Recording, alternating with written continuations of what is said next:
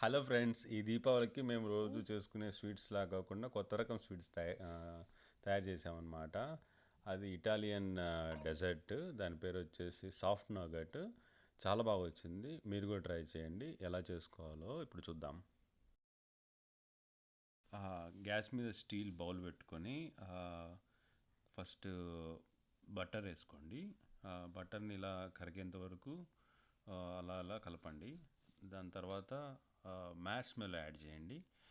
Mash మెలోలో already sugar ఉంటుందన్నమాట. So sugar మీరు మళ్ళీ యాడ్ చేసుకోవాల్సిన అవసరం లేదు ఈ డెజర్ట్కి. మ్యాష్ మెలోస్ ఇలా కరిగేంత వరకు దాన్ని కలుపుతూ ఉండాలి.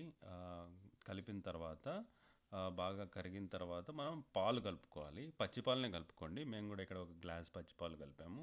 దాని తర్వాత మళ్ళీ వాటన్నిటిని నీట్గా చిక్కగా బుడగలు లేకోకుండా నీట్గా ఇలా చేసుకోవాలి. దాని తర్వాత మనకి కలుపుతూ ఉండాలి. కలుపుతూ దగ్గర పడేంత వరకు ఈ మిశ్రమాన్ని దగ్గర పడేంత వరకు మనం కలుపుకుంటూ ఉండాలి. అలా బ్రౌనిష్గా క్యారమెలైజ్డ్ కలర్లో వచ్చేంత వరకు కలుపుతూ ఉండాలి.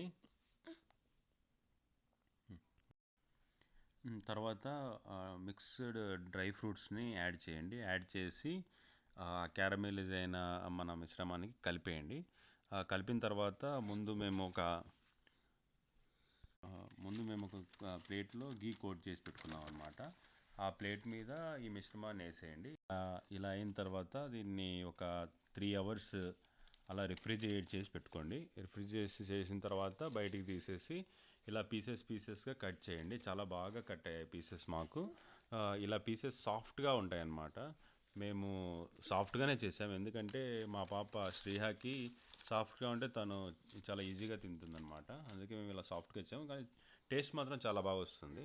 మీకు కొంచెం హార్డ్గా కావాలంటే ఆ డ్రై ఫ్రూట్స్ వేసే ముందు ఇంకాసేపు అలానే ఉంచేసేయండి. అప్పుడు కొంచెం హార్డ్గా అవుతుంది. అలా కూడా చాలా బాగుంటుంది.